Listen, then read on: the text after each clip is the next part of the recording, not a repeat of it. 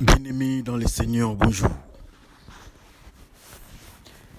Gloire soit rendue à Dieu, le Dieu créateur, Dieu le Père, Dieu d'amour, qui nous fait grâce en ce moment, cet instant, pour que nous écoutions sa parole.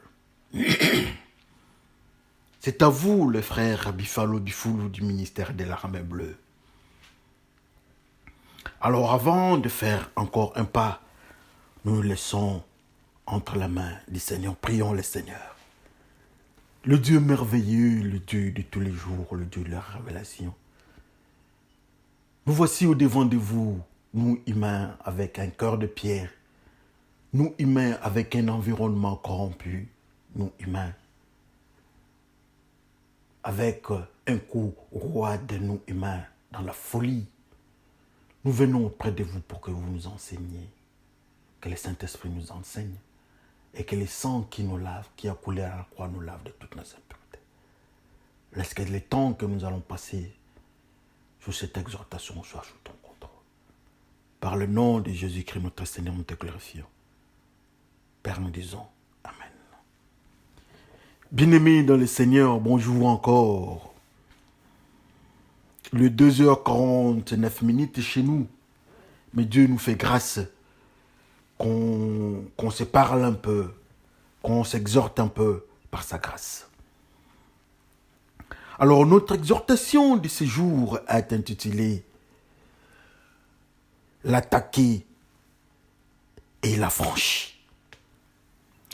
L'attaquer et l'affranchi à 3 textes. Le premier texte, c'est dans Luc 23 à son 26e verset. Lisons par le nom de notre Seigneur Jésus-Christ. Comme ils les menaient, ils prirent un certain Simon de Cyrène qui revenait des champs et ils le chargèrent de la croix pour qu'il la porte derrière Jésus. Amen.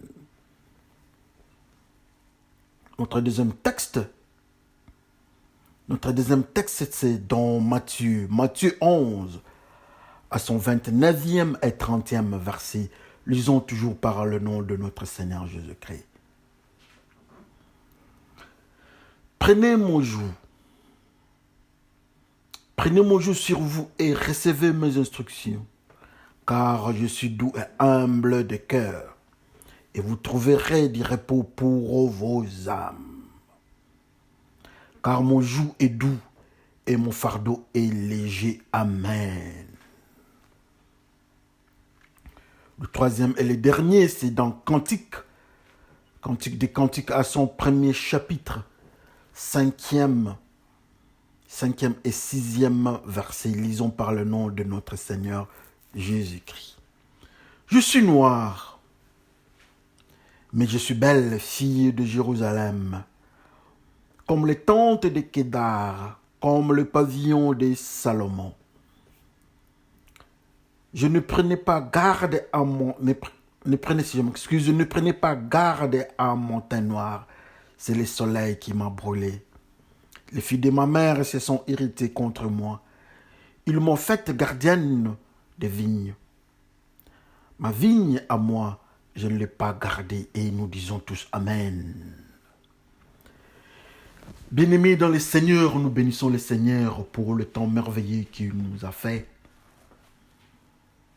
Nous avons 3 textes aujourd'hui dans notre exhortation intitulée « L'attaquer et les délivrer ». Le premier texte, comme nous venons de lire, c'est l'histoire de notre Seigneur Jésus-Christ. Notre Seigneur se retrouve de l'autre côté de la croix. On est en train de l'amener à Golgotha. On est en train d'avancer avec lui à Golgotha. Fatigué avec le poids de la croix, le soldat de l'armée romaine se décidèrent de trouver une autre personne. Et on trouva une personne, Simon, de la ville de Cyrène, qui venait de son champ, assurément. Il était un cultivateur. Et il a pris la croix de notre Seigneur pour l'accompagner à la croix à Golgotha. Alors notre deuxième texte, c'est le Seigneur qui dit à ses disciples, il leur demande de prendre sa croix à lui, car sa croix est légère. C'est facile même à prendre, ça ne pèse pas. Alors le troisième texte, c'est dans les Cantiques des Cantiques du roi Salomon. Dans les Cantiques des Cantiques du roi Salomon. Qu'est-ce qui se passe en fait? C'est la femme noire qui fait un constat, qui dit, oh les filles de ma mère, ne vous révoltez pas, ne vous irritez pas contre moi à cause de ma couleur. Je suis belle, mais c'est le soleil qui m'a brûlé. Je m'excuse, je suis un peu enrhumé. Vous allez m'excuser. Elle ajoute, elle dit, elles ne veulent pas, ils ne me permettent pas que je garde ma vigne, mais que je garde leur vigne à elles, filles de Jérusalem. Ce sont les trois textes que nous avons lus dans la Bible. Que le Seigneur nous aide à comprendre le mystère de cet événement. Ça a une très grande importance dans le monde spirituel. Alors, une très grande importance. Il s'agit de quoi? Je vais commencer avec le troisième texte, et puis je vais régresser. C'est la femme noire qui fait le constat. Le premier constat, il dit que non, on la repousse à cause de sa teinture, à cause de sa couleur de peau. Qui la repousse, ce sont les enfants de sa mère, les filles de sa mère. À Jérusalem, ce n'est pas en Afrique, ce n'est pas en Asie, mais c'est à Jérusalem, en Israël, à la terre de Dieu, le peuple de Dieu. Il y a une personne noire qui est là, qui fait une remarque. La remarque est malheureuse. La remarque n'est pas de bon goût. Mais ce que j'aime à cette femme, elle dit, écoutez, moi je suis belle. Je suis belle. Elle ajoutera, ne vous irritez pas, ne me repoussez pas à cause de ma teinture. Ne me repoussez pas. Ça, c'est ce que nous appelons, à notre période, nous appelons ça le racisme. À Jérusalem, on repousse la femme à cause de sa teinture, à cause de son teint, de sa couleur de peau, elle est noire, on la repousse. Et la deuxième dimension de la chose, on la pousse, on l'oblige à garder, à être gardienne de leur vigne, ou encore c'est l'esclavage, elle est esclave, elle fait ce qu'on lui demande, par force même, mais on ne lui donne pas la chance de faire ce qu'elle devait faire pour elle-même. Alléluia. Lisons un peu la Bible, entrons dans la profondeur de la Bible. Quand je vois, on nous dit que Sarai, la femme d'Abraham à ce temps-là, Sarai était belle de visage, elle était jolie. On nous dit que Joseph était beau de visage, Saoul était beau de visage, et plusieurs encore beaux de visage, belle, de belle. Qu'est-ce que ça signifie la beauté? Et quand nous regardons dans la Bible, on nous dit que la vraie beauté, c'est la beauté interne. Et le mystère que l'homme de Dieu, l'homme le plus sage, rempli de sagesse donc, Salomon nous présente ici dans ce mystère. Nous allons au niveau spirituel. Cette femme qui dit qu'elle est jolie, elle est belle de visage. Elle est belle comme Saraï, qui était choisie par Dieu pour être la mère ou bien l'ancêtre, la femme du Seigneur Abraham. Pour être la maman ou bien la mère d'Isaac. Elle était jolie, elle était belle. Il y a Joseph qui était beau de visage, qui attire la femme mystérieuse, la femme de Potiphar, à cause de sa beauté resplendissante, spirituelle. Il attire, il était beau, il avait la marque de Dieu. Il y a aussi Saoul, il y a aussi David, la beauté qui attire, la beauté spirituelle. Et cette femme noire avait cette marque spirituelle à Jérusalem. Une femme très jolie dans la beauté spirituelle, mais attaquée par les soleils. Souvenez-vous que dans le livre, dans la Bible, les soleils présentent une force. Ça présente une force. Dieu ne peut pas attaquer un humain. La force qui vient de Dieu ne peut pas attaquer un humain pour faire quoi? Au moment où la femme en question, elle est belle, elle a la marque de Dieu. Assurément, ces soleils représentent la force négative, l'accusateur des âmes ou bien les diables. Donc, c'est les diables qui attaquent la femme. Le diable a attaqué la femme, mais cette femme-là avait une caractéristique, la beauté spirituelle. Alléluia. Elle était esclave. Elle était bloquée. Elle ne pouvait pas faire quelque chose. Ça, j'aime la sagesse de cet homme, le serviteur de Dieu, qui pointe et il parle bien. Cette femme est jolie. La femme est jolie. Mais la femme est attaquée. Attaquée par qui? Attaquée par le soleil. Ces soleils représentent la force de Dieu? Non. Ces soleils représentent une force négative. Comme le soleil en Égypte. Comme le roi d'Égypte, Pharaon, sous la protection ou bien sous l'impulsion de Dieu de l'Égypte. Il a attaqué, il est parti chercher la femme d'autrui qui s'appelle Saraï. Et alors, la Bible nous dit que Saraï aussi était belle. Alléluia. Oh, l'attaquer et les délivrer. Pharaon s'attaque à cette femme qui est jolie, qui a la marque de Dieu. La femme est attaquée. La femme est prise entre la main et prise par la puissance de Pharaon.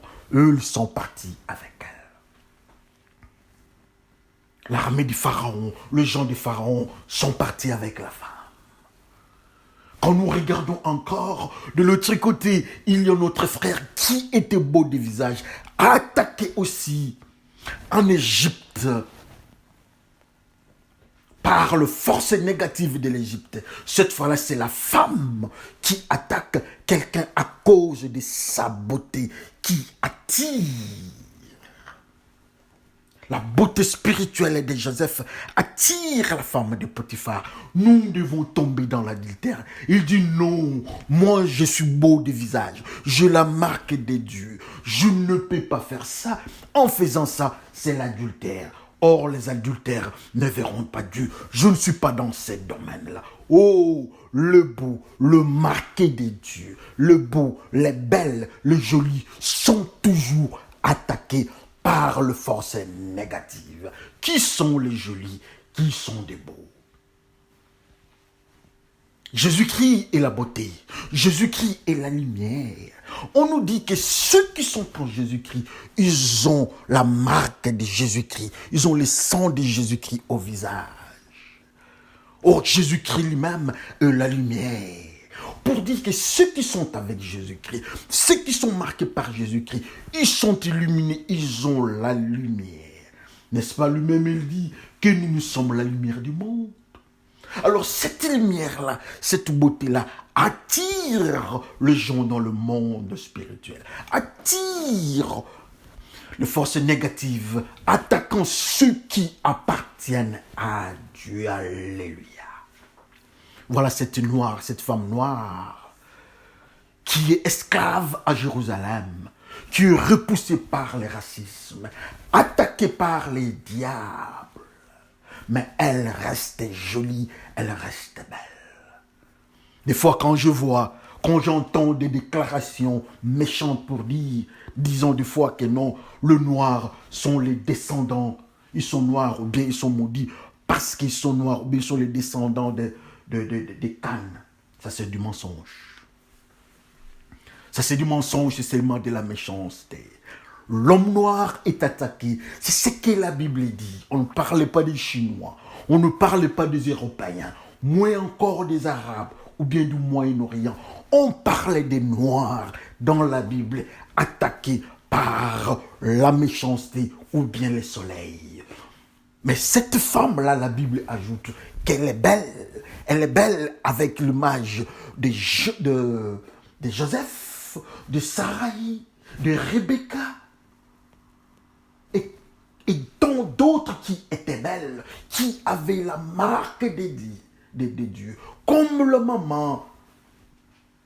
maman de Jésus-Christ, la mère de Jésus-Christ qui était belle.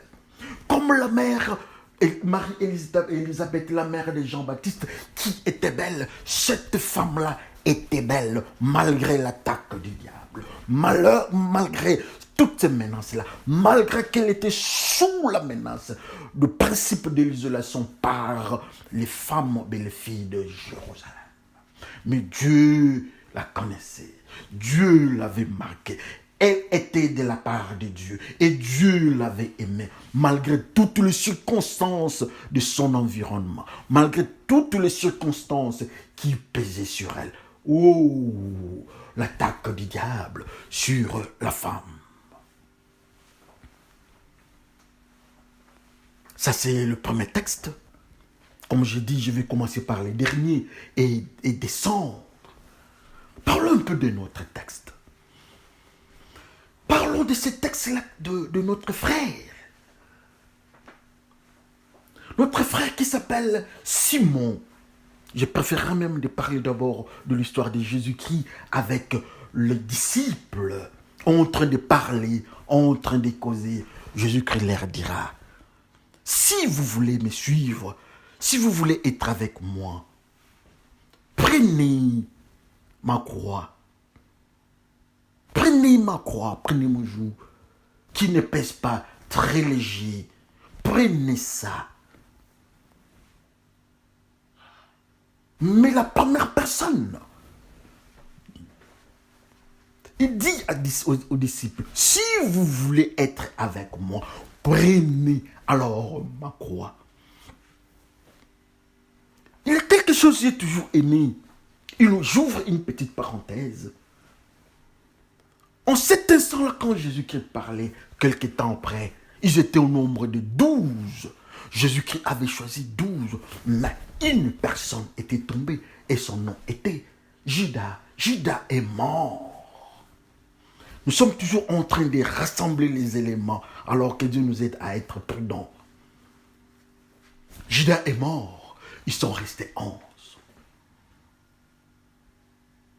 Mais quel était le synonyme, quelle est la signification de ce mystère? Jésus-Christ en train de partir à la croix, en train d'avancer à la croix, vers la croix. Un disciple tombe, mais de l'autre côté, un autre mystère qui doit se passer. Un autre mystère que Dieu est en train d'élever, d'ouvrir une grande porte que les humains ne comprennent pas. Ils partent à la croix. Judas est mort. Judas le voleur, Judas le démoniaque, Judas le diable, il est mort, ils sont restés au nombre de 11. Et Jésus-Christ dit, celui qui veut me suivre doit prendre ma croix qui est légère. Alléluia. L'armée romaine qui représente les démons, qui représente l'armée du diable, qui représente les forces négatives, choisit un homme. Je ne crois pas que c'était par hasard. Ils le regardent dans la foule. Eux choisissent un homme, dont les soldats romains. Ils étaient nombreux. Ils avaient choisi un homme nommé Simon. Et la Bible nous dit que Simon venait du champ. Comme il venait du champ, Simon était un cultivateur. Alléluia. C'est l'armée romaine, ou bien les soldats de l'armée romaine, qui pointent Simon. Simon qui est de la ville de Cyrène. Bien, il était noir, s'il faut le dire, parce que Cyrène, c'est vers la Libye. La Libye, ce sont des noirs. Et il a même une région pour la Libye moderne qu'on appelle cyrénaïque. Simon venait de là. Il était noir. Il regardait les noirs. Il pointait du toi noir. Simon ne prenait pas cette histoire de dire noir ou blanc, des racismes, non. Mais nous sommes en train de présenter un mystère. Un enseignement très profond. Il regarde cet homme-là et dit, Simon, toi viens, prends la croix. Il prend la croix de Jésus-Christ. Simon le cultivateur.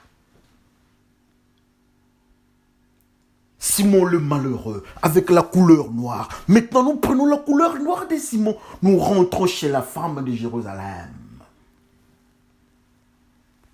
Voilà, cette femme de Jérusalem était aussi noire.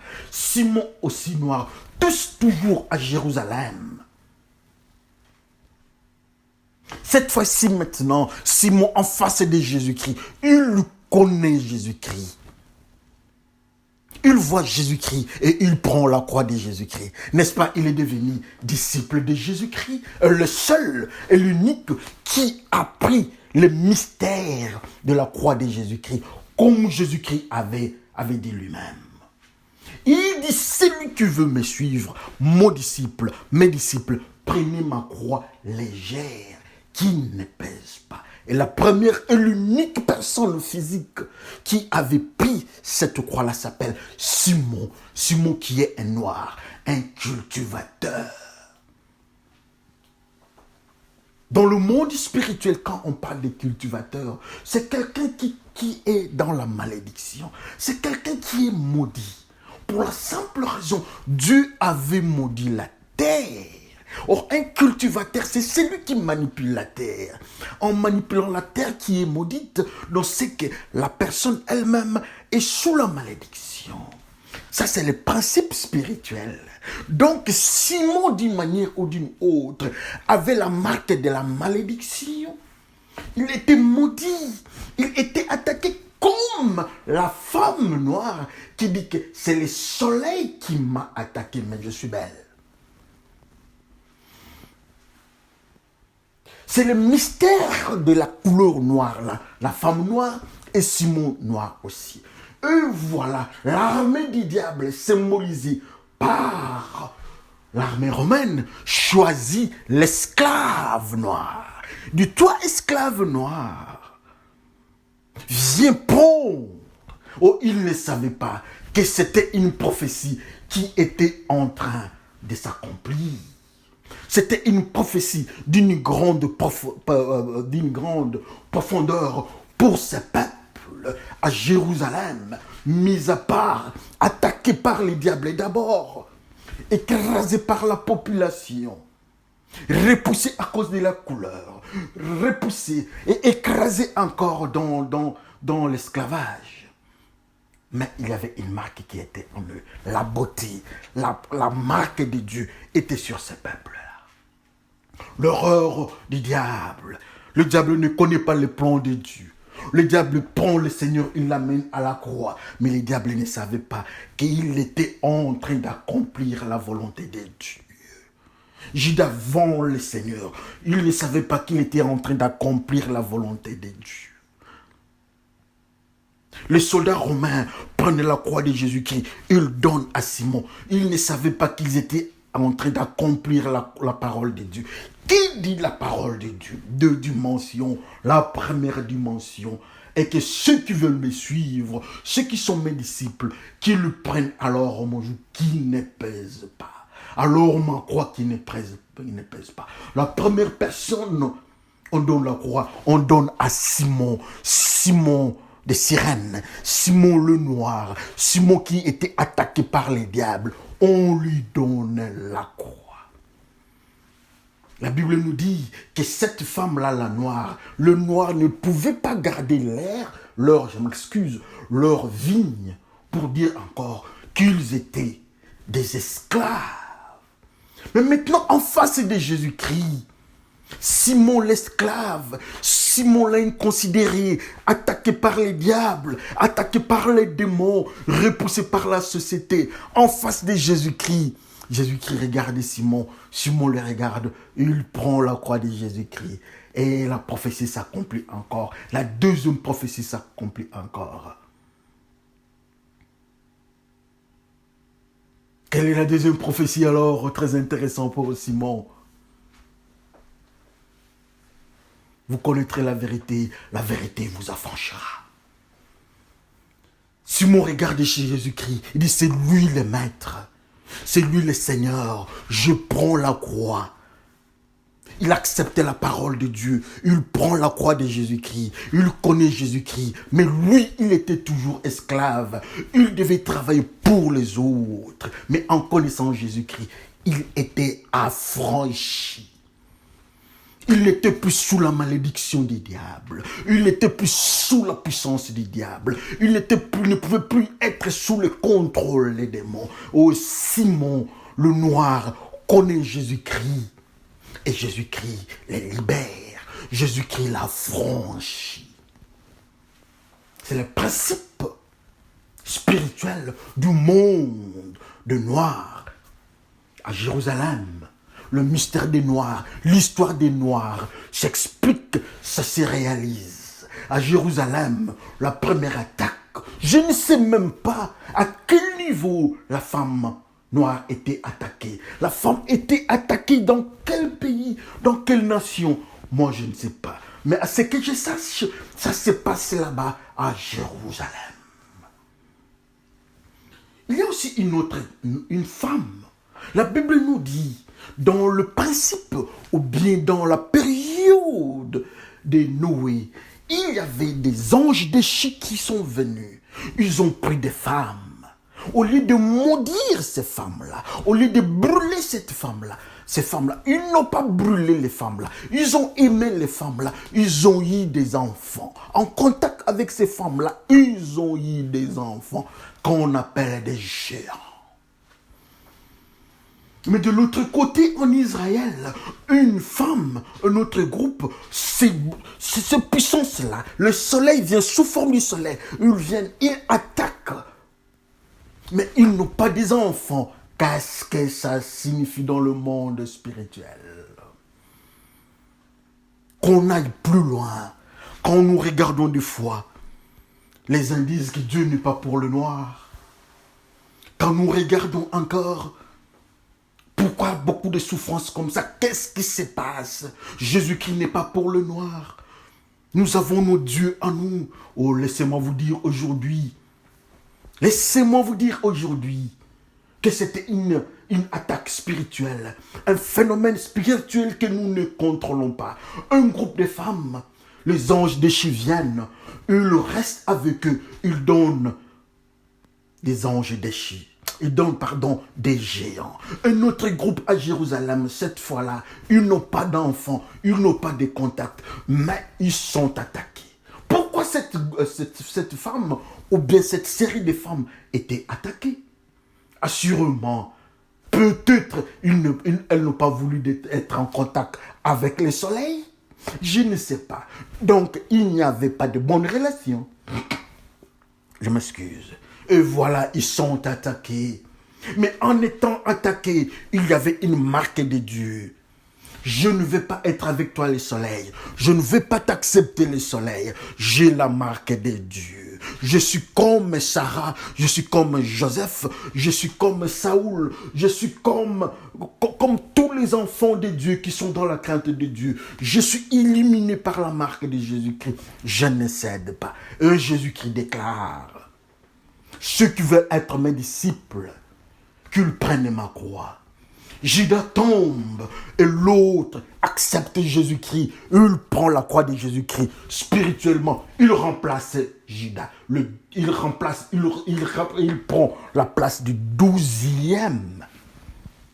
Du 12e disciple. Judas tombe, mais une autre personne prend la croix de Jésus-Christ. Cet homme-là s'appelle Simon de Cyrène. Cet homme-là, c'est toi, mon frère. Cet homme-là, c'est toi, attaqué par les diables sous plusieurs formes. Menacé par les diables sous plusieurs formes. Craché, repoussé, mis en isolation. Ça c'est vrai, ça c'est bien. Mais une chose est certaine, que Jésus-Christ t'aime. Une chose est certaine, que Jésus-Christ est à tes côtés. Il l'a toujours marqué. Souvenez-vous de l'autre côté, à Jérusalem, quand il fallait détruire la ville, je crois que c'est dans Ézéchiel. On nous dit que l'ange est venu à Jérusalem. Il a marqué ceux qui aimaient Jésus, ceux qui aimaient Dieu. Il les a marqués au visage. Il a marqué ces gens-là pour qu'ils ne soient pas touchés. Et ces gens-là, c'est toi mon frère, c'est toi ma soeur, qui refuse d'être en connivence avec les diables, qui repousse les diables, et les diables t'attaquent d'une manière ou d'une autre. Peut-être ils t'attaquent. Cette femme-là de Jérusalem, c'était peut-être la couleur de la peau. Mais toi, c'est peut-être la maladie. Toi, c'est peut-être le mariage. Toi, c'est peut-être la pauvreté.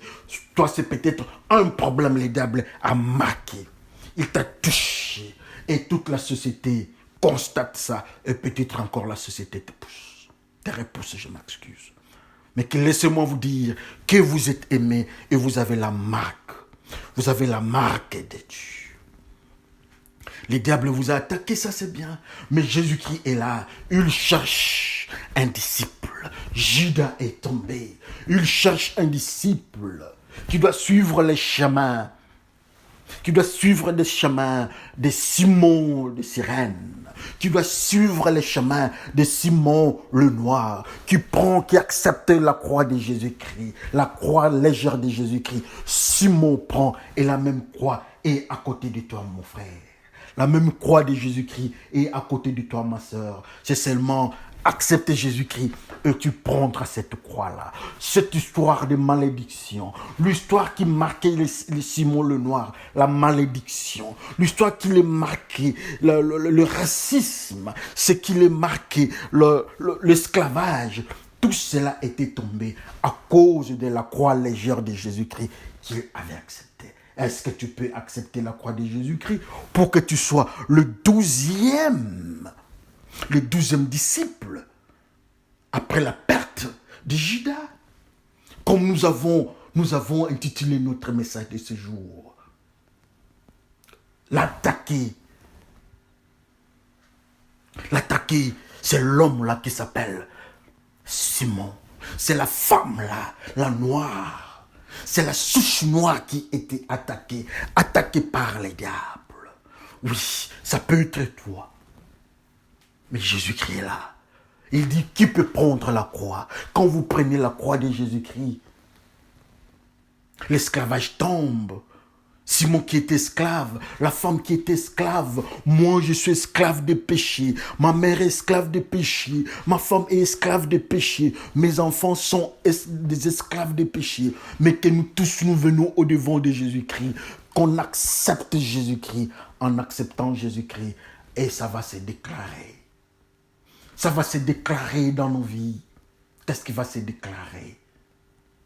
En connaissant, en acceptant Jésus-Christ, nous connaîtrons Jésus-Christ. Vous connaîtrez Jésus-Christ. Vous connaîtrez la vérité qui est Jésus-Christ. Et là, Jésus-Christ vous affranchira. Et voilà, Simon était affranchi.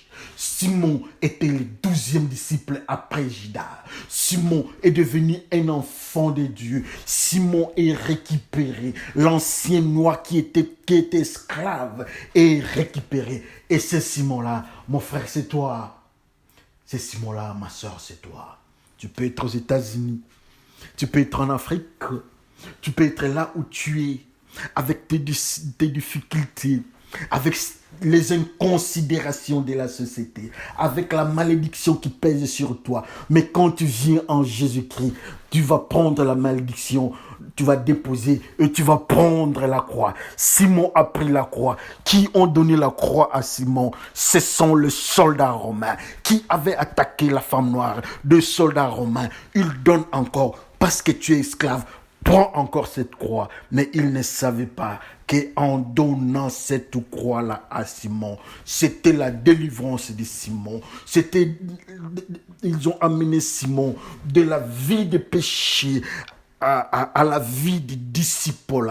Ils ont amené Simon du ténèbre à la lumière. Ils ont amené Simon du diable à la crainte de Dieu. Ils ont amené Simon des impuretés vers la pureté. Et Simon était devenu un sacrificateur. Simon était devenu un lévite. Simon était devenu un prêtre. Simon était dans l'ordre des Melchisédek. Et c'est Simon-là dans la vie que nous sommes en train de connaître. Ça peut être toi, à condition que tu acceptes la croix de Jésus-Christ. Une croix qui ne pèse pas. Une croix qu'on appelle en anglais de cross. Dans les Anglais, il y a Jésus-Christ aussi. Une croix qu'on appelle Ekulusu pour les Congolais.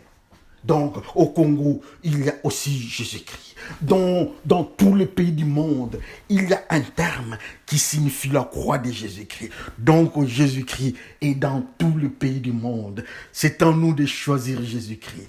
Dans le monde musulman, dans le monde chez les Arabes, partout dans les 4 coins du monde, en Afrique, Océanie, Jésus-Christ est là. Il a sa croix qui ne pèse pas. C'est à nous de choisir. Le diable nous a frappés. Le diable a frappé la femme. Et ça a eu de grandes conséquences sur la vie de cette femme-là. L'inconsidération de la société à cause de sa couleur. Oui, ça arrive. Ce sont des conséquences des frappes du diable. Le diable a frappé cette femme-là. Alors toi, qu'est-ce que le diable? Comment est-ce que le diable t'a attaqué? Est-ce que nous pouvons rentrer chez Jésus-Christ? Toujours à Jérusalem? Non, considérer Jérusalem à cause de sa couleur. Mais Jésus-Christ considère Simon de Cyrène.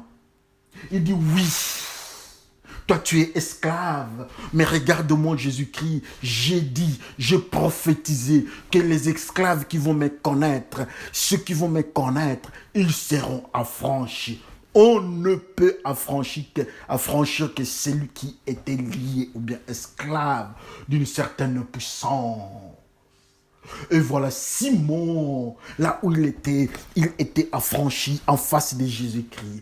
Et voilà Simon qui remplace Judas parce qu'il prend la croix de Jésus-Christ, qui était une donation, qui était un cadeau pour les disciples, mais un disciple est tombé. Son nom c'est le voleur, il est tombé. Son nom c'est le méchant, il est tombé. Son nom c'est le diable, il est tombé.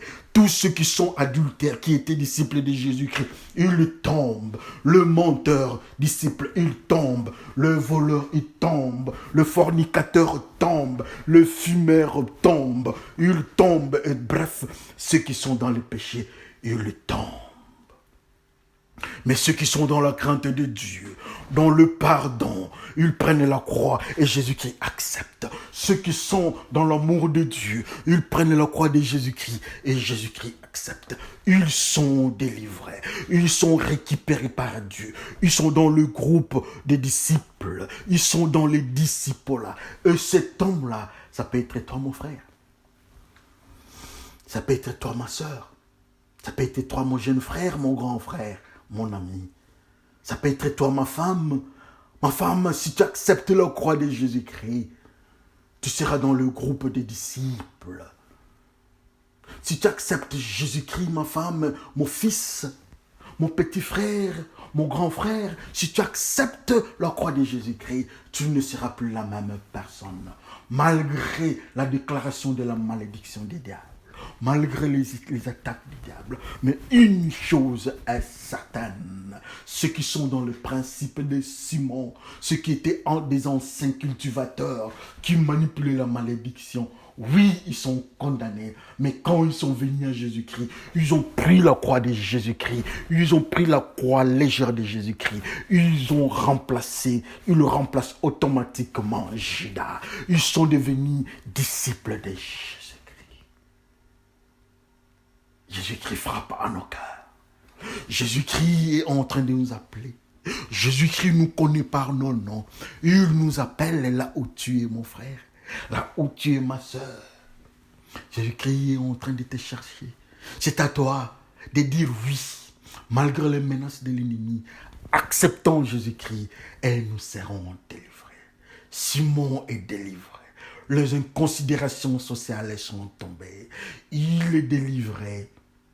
Il est libéré. Il est devenu le 12e disciple. Judas est tombé et c'est Simon qui prend la place.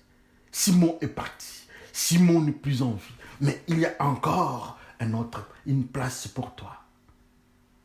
Une place pour toi. Prends seulement la croix de Jésus-Christ. Tu vas remplacer Judas.